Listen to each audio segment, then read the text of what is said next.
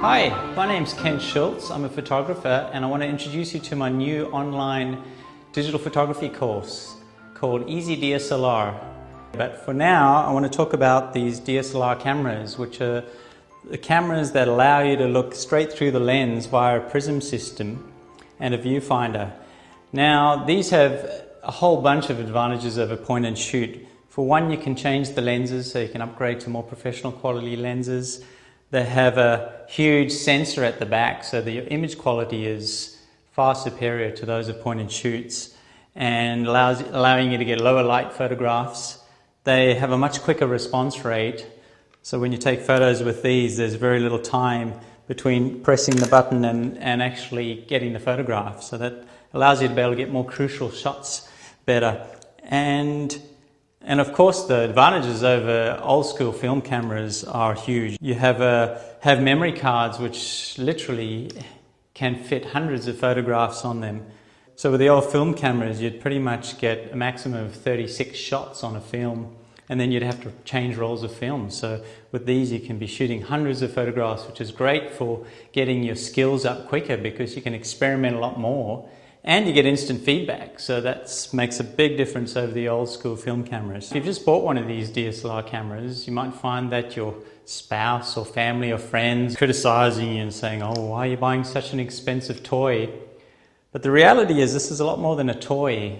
So once you know the basic settings of these cameras and you start getting better photographs, their criticisms are going to soon be silenced and they'll be cheering you on, seeing the amazing images that you can get with these cameras. In fact, people are making a full-time living with these cameras. Photographers use the exact same cameras now that you can go buy from online stores and photographic stores for under $1,000. So you can actually get one of these cameras and start to earn money and have a full-time photography business. Okay, so the question is, what makes a good photograph? Now, there's a whole bunch of things. Some people just say that all you need is light and understand light to get a good photograph. But really, there's quite a few key principles that you need to understand. And it's not rocket science, but there are some basic things that you need to know to be able to push your photos to the next level. And basically, once you understand the principles and you start mastering your DSLR camera, then really you can get stunning photographs in your own backyard. You don't really need to travel to some amazing location to get good photographs. And so once you master the camera, then when you do get a chance to go to some exotic location, then you'll get stunning photographs. So I'm definitely of the opinion that you can take an ordinary photograph of an extraordinary subject or an extraordinary photograph of an ordinary subject. So if you have the skills, you can actually get amazing photographs of just simple everyday situations. And that's the point of my course. So with my EasyDSLR photography course, the idea is to build up your understanding of these basic principles that you need. And I actually use a real simple foundation to build upon your knowledge and understanding. And once you master those settings and understand the basic principles, then you can start taking really good photographs and you can use them for your blog. And in fact, you can even get to the point where as your photography progresses, you could start earning money with your photographs.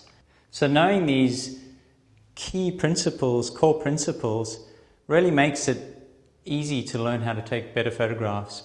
Because a lot of the complexity of these cameras are really layers over the basic principles. So if you understand those basic principles, you'll see that all these extra settings and functions that make it complicated are just really layers on top, and you'll be able to understand and go to those basic principles and get better photographs. And then as far as learning the menus and understanding the extra settings and all these extra things they put on top, then you can go to the manual and learn those easily enough. Now I want to give you a little bit of background about myself. The whole idea of these videos is to give you some idea of my teaching style and to know a little bit about my background so you can understand why I'm qualified to teach you the basics of using these DSLR cameras.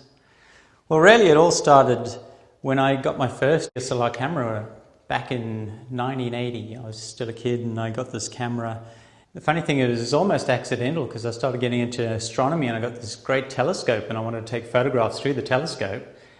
And I found the only way I could do that is by getting a camera where you see through the lens. So when I attach it to the telescope, I can actually see through the telescope and take the photograph. So I ended up getting a second-hand SLR camera, and then from then on I ended up getting more into photography, and the astronomy got left behind a little. And then later on I got into marine biology. I was studying dolphins and I started taking a lot of photographs. So with dolphins we used to take photographs of their dorsal fins, which is the fin on top, and they have characteristic notches and scarring that we identify individuals with. And now the trick with that is I was using a fully manual camera. It was a Nikon FM2. So no fancy automatic controls. It was just basically load the film, set the film speed, and then you really only have focusing, your aperture setting, and your shutter speed, and that's all you had to do. So you had to predict when the animals come to the surface. And that taught me a lot about anticipation and manually focusing, pre-focusing on certain areas to get good photographs. So this is really one of my first tips, that if you're taking photographs of events that you kind of know where they're going to happen, but you don't know exactly what the timing is going to be, then it's best to have manual focus. So you focus on something that's around the same distance, and then you get ready, you flip it over to manual focus and anticipate the event, and you're ready. And as soon as the event happens, you shoot off one or multiple shots, and you've got a much better chance of getting the photograph you want.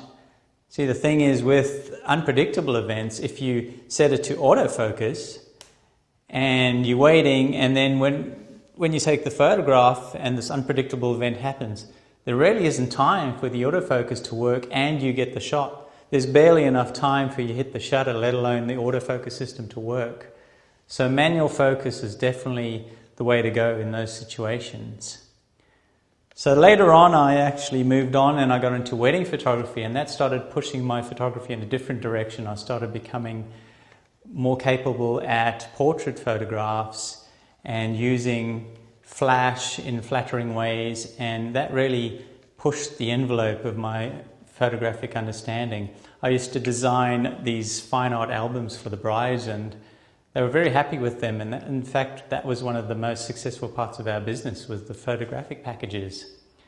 And you really have to get good quick because you don't want to disappoint a bride. So I found that my photographic skills were really learnt in the trenches.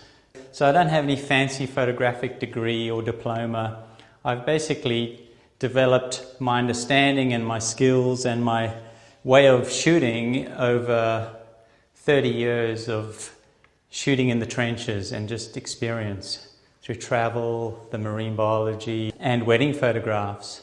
So in the wedding business days, I was using a Canon 5D, and that was the first time I had a good quality digital SLR. And since then I've started working with the newer camera, Canon 60D, and that does really good photographs as well as amazing quality HD video, and that's the reason I bought it. I really wanted to experiment a little bit more with the HD video modes.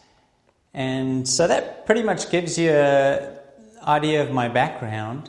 This course, to be honest, is not some glitzy Hollywood production. It's basically just me and my camera teaching you the principles. So it's basically like looking over my shoulder and having the benefit of my 30 years of experience applied to these digital SLR cameras.